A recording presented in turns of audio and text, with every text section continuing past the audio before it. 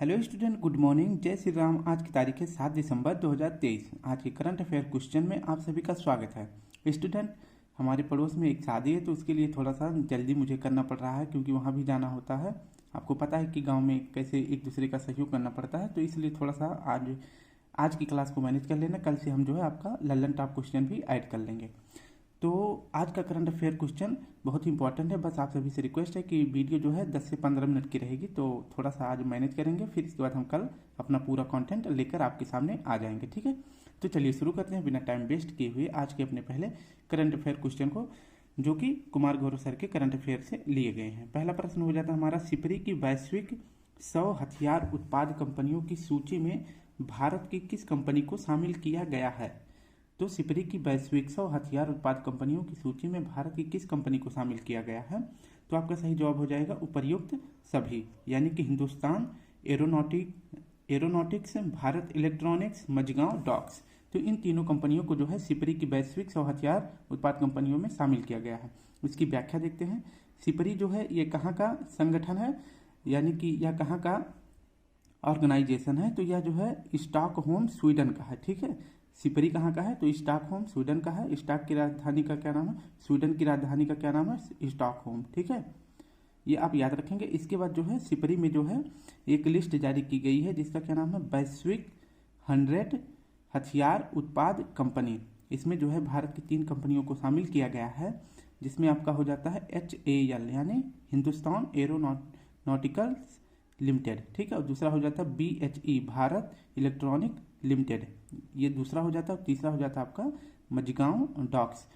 तो ये भारत की 3 कंपनियां शामिल की गई हैं। तो HAL यह भारत में जो है पहला रैंक रखता है भारत की कंपनियों में, क्योंकि भारत की 3 कंपनियां हैं। तो इन 3 कंपनियों में पहला नंबर किसका है? HAL का। लेकिन विश्व में अगर देखें HAL किस नंबर पर है? तो 41वें रैंक पर है। और BEL किस नंबर पर है? तो 63वें नंबर पर है। और मझगांव डॉक्स लिमिटेड किस रैंक पर है? तो यह 89 रैंक पर है। ये भी आप याद रखेंगे। तो हमारे जो है प्रश्न का सही जवाब हो जाएगा ऑप्शन डी। ठीक है, नेक्स्ट देखते हैं। प्रश्न सेकंड है, हाल ही में दुनिया की सबसे बड़े प्रायोगिक परमाणु फ्यूजन रिएक्टर JT60SA का अनावरण कहाँ हुआ है? तो आपका सही जवाब हो जाएगा ऑप्शन बी, जापान में। इसकी व्याख्या देखते हैं। JT60SA यह जो है किस देश का परमाणु फ्यूजन है? तो यह जापान का है। ठीक है, दुनिया का सबसे बड़ा प्रायोगिक परमाणु फ्यूजन रिएक्टर कौन सा है? तो दुनिया का सबसे बड़ा परमाणु फ्यूजन रिएक्टर है JT60SA, जो कि अभी हाल ही में बनाया गया है, यानी कि लॉन्च किया गया है। किसके द्वारा? जापान के द्वारा। ठीक है, इसके अंदर एक टोकामिक मशीन लगी हुई है जो कि 200 मिलियन डिग्री सेल्सियस के तापमान को भी सह सकता है। जैसे सूर्य में जो है ऊर्जा का माध्यम क्या होता है? नाभिकीय संलयन। तो जो है उसी तरह की जो है इसमें फ्यूजन रिएक्टर में, परमाणु फ्यूजन रिएक्टर में जो है ऊर्जा निकलेगी। उसके लिए सहन करने के लिए इस जो है JT60SA में जो है टोकामेक मशीन लगाई गई है, जिससे 200 मिलियन डिग्री सेल्सियस के तापमान को सहन करने की क्षमता है। अब देखते हैं कि जो भारत में महत्वपूर्ण परमाणु रिएक्टर है उसको देख लेते हैं। जैसे तारापुर कहाँ पर है? तो तारापुर परमाणु रिएक्टर है महाराष्ट्र में। कैगा कहाँ है? तो यह कर्नाटक में है। कुडनकुलम व कलपक्कम ये दोनों जो है कहाँ पर है? तमिलनाडु में। नरौरा उत्तर प्रदेश में। और काकरापार कहाँ है? तो यह है गुजरात में। याद रखेंगे। हम अपने नेक्स्ट प्रश्न को देखते हैं। प्रश्न है तीसरा, हाल ही में मिस्र के रिमोट सेंसिंग उपग्रह MISR-SAT-2 किसने लॉन्च किया है? तो आपका सही जवाब हो जाएगा ऑप्शन ए, चीन ने। तो MISR-SAT-2 जो है यह क्या है? यह एक उपग्रह है जो कि मिस्र का रिमोट सेंसिंग उपग्रह है। ठीक है, इसे हाल ही में लॉन्च किसने किया है? तो लॉन्च किया है चीन ने। ठीक है, तो लॉन्च किसने किया? चीन ने। और किस रॉकेट से? तो लॉन्ग मार्च 2C रॉकेट से इसे लॉन्च किया है। ठीक है, तो याद रखेंगे। याद कैसे कर सकते हैं? अगर पूछे कि जो है MISR-SAT-2 किस देश का उपग्रह है, तो आपका मिस्र। कैसे याद हो जाएगा? यहाँ तक देखेंगे तो आपको मिस्र दिख जाएगा। ठीक है, तो आपका ये याद हो जाएगा मिस्र। अब नेक्स्ट देख लेते हैं चीन के बारे में। चीन की मुद्रा का क्या नाम है? तो चीन की मुद्रा का नाम है युआन। चीन की मुद्रा का क्या नाम है? युआन या रेवनमी और चीन की राजधानी का क्या नाम है, तो बीजिंग। और चीन में एक नदी है जिसका क्या नाम है, यांगटीसी। यह एशिया की सबसे लंबी नदी है, एशिया की सबसे लंबी नदी है यांगटीसी। इसके बाद ह्वांगहो नदी कहाँ है, यह भी चीन में है।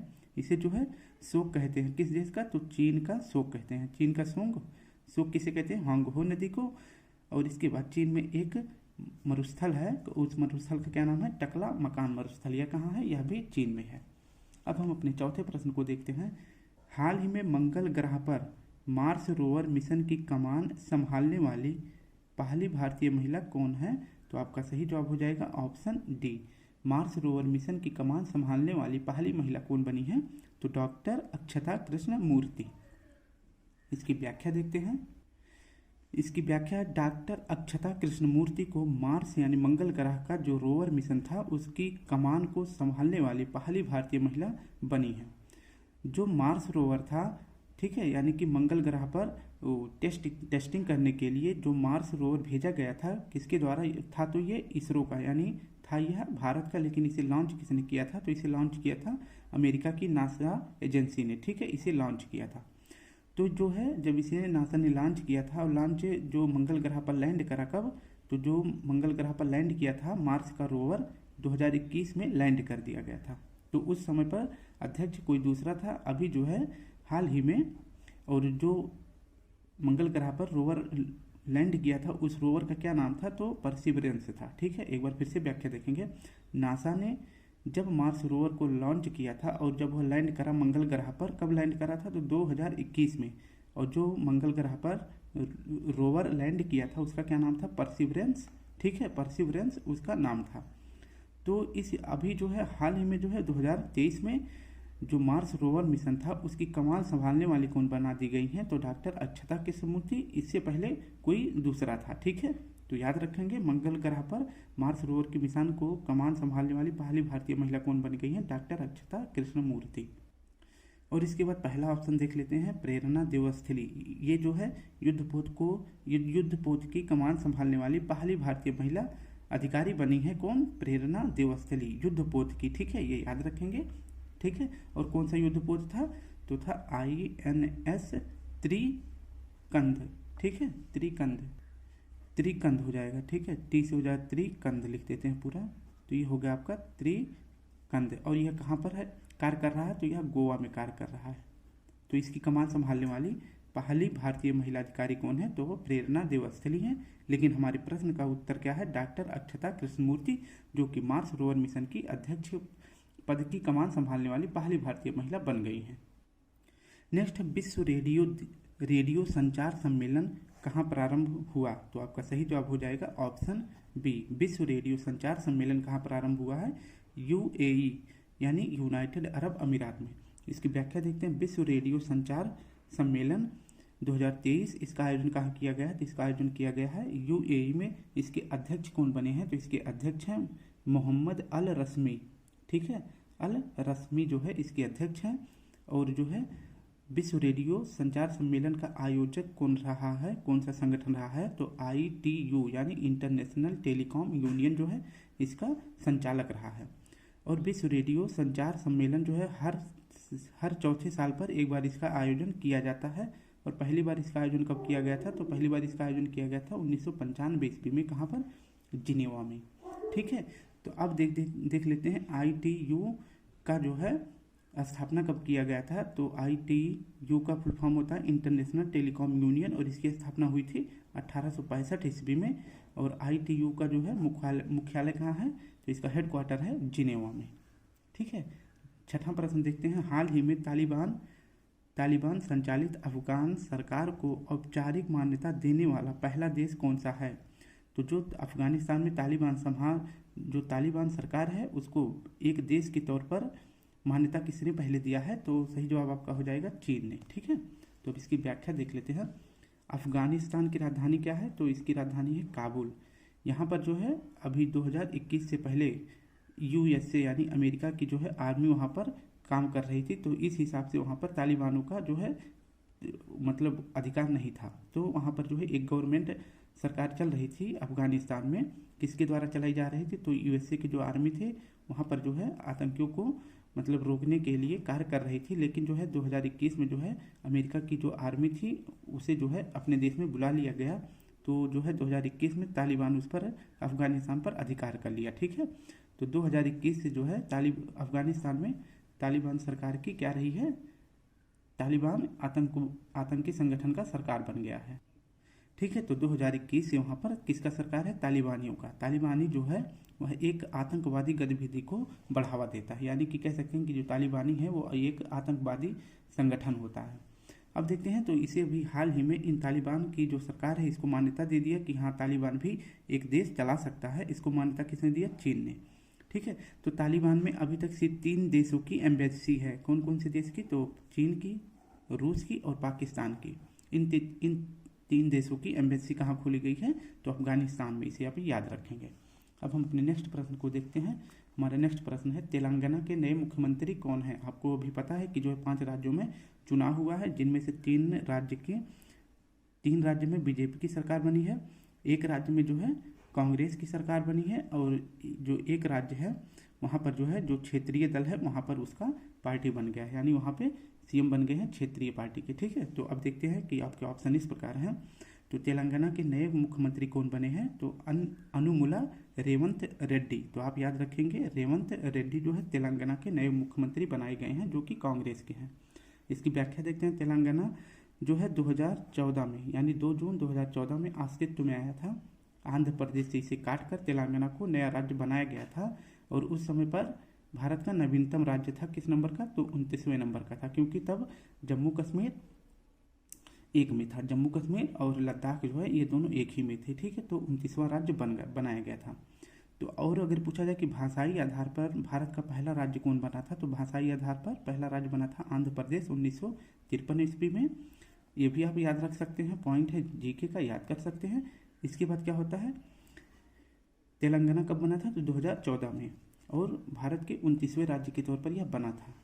और कब बना था, 2014 से लेकर 2023 तक यहाँ पर एक ही पार्टी का सरकार चल रहा था, जिसका क्या नाम था, BRS, यानी भारतीय राष्ट्रीय समिति की सरकार थी, जिसके सीएम कौन हुआ करते थे, तो के चंद्रशेखर राव इसके सीएम हुआ करते थे। ठीक है, उनकी पार्टी का चुनाव चिन्ह क्या था, कार था।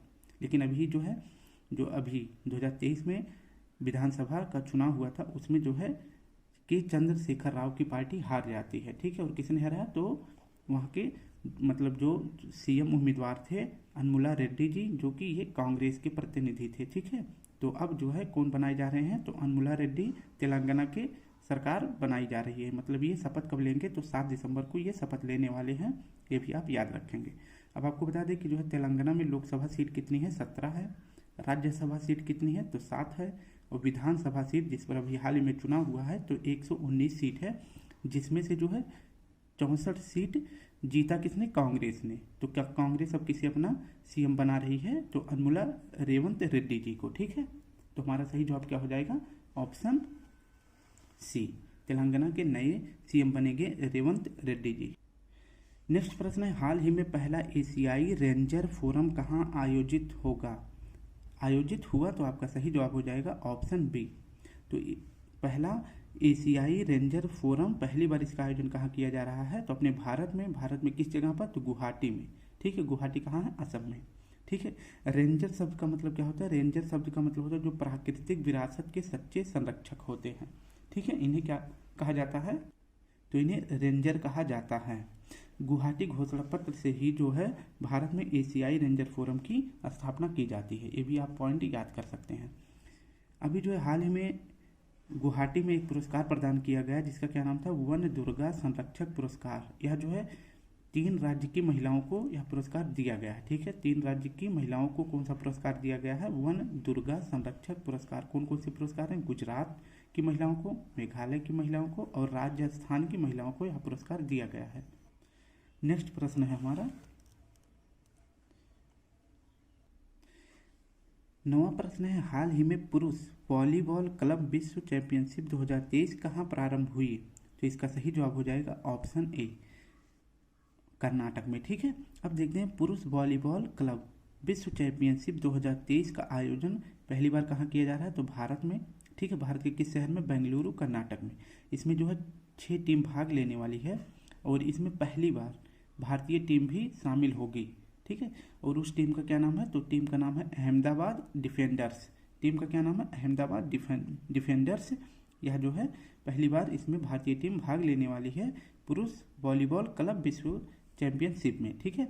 और यह जो है पहला मैच कहाँ पर खेला जाएगा, किसी स्टेडियम में, तो कोरामंगला स्टेडियम में यह मैच खेला जाएगा, जो कहाँ पर है, बेंगलुरु कर्नाटक में। तो हमारे प्रश्न का सही जवाब हो जाएगा पुरुष वॉलीबॉल क्लब विश्व चैंपियनशिप 2023 कहाँ पर आरंभ होगी, तो यह आपका सही जवाब हो जाएगा कर्नाटक में, ठीक है। आज का हमारा आखिरी प्रश्न है, 10वां प्रश्न देखते हैं। हाल ही में डॉक्टर BR अम्बेडकर का 67वां महापरिनिर्वाण दिवस कब मनाया जाता है। महापरिनिर्वाण जो है घटना किससे संबंधित है, तो यह महात्मा बुद्ध से संबंधित है, यानी कि जो बौद्ध धर्म को ग्रहण करता है और उसकी जब मृत्यु हो जाती है तो उसी की घटना को मृत्यु होकर ना बोल के क्या बोलते हैं, महापरिनिर्वाण को प्राप्त हो चुके हैं, ठीक है। तो हमारे जो संविधान निर्माता है डॉक्टर BR अम्बेडकर जी का 67वां महापरिनिर्वाण दिवस कब मनाया गया है, तो आपका सही जवाब हो जाएगा ऑप्शन डी, 6 दिसंबर को। अब महात्मा BR अम्बेडकर जी के बारे में, यानी डॉक्टर भीमराव अम्बेडकर जी के बारे में कुछ महत्वपूर्ण पॉइंट देखते हैं। अगर इनके बारे में आपको फुल क्लास देखनी है तो आप हमारे प्लेलिस्ट में जाकर भारतीय संविधान से संबंधित जो धार्मिक सुधार आंदोलन है उस टॉपिक में जाएंगे तो आपको 10 से 12 मिनट की वीडियो इनकी मिल जाएगी। उससे बाहर आप कोई भी PCS या IAS किसी भी लेवल की परीक्षा देंगे उससे बाहर प्रश्न नहीं जाएगा। सिर्फ 10 से 12 मिनट की प्रश्न है, सिर्फ थ्योरी क्लास है, ठीक है। तो डॉक्टर BR अम्बेडकर जी का जन्म कब हुआ था, तो 14 अप्रैल 1891 को इनका जन्म हुआ था। तो हम जो है 14 अप्रैल को डॉक्टर भीमराव अम्बेडकर जी का जन्म दिवस मनाते हैं। और महापरिनिर्वाण इनको कब प्राप्त हुआ था, तो 6 दिसंबर 1956 को इनको महापरिनिर्वाण दिवस मनाते हैं। तो 6 दिसंबर का ऑप्शन हमारा डी सही हो जाएगा, ठीक है। और इस प्रकार उनका जो है अब की बार जो है 2023 में 67वां महापरिनिर्वाण दिवस मनाया गया। अब देखते हैं कि इन्होंने कुछ महत्वपूर्ण पत्रिका, बुक्स और संगठन की स्थापना की है।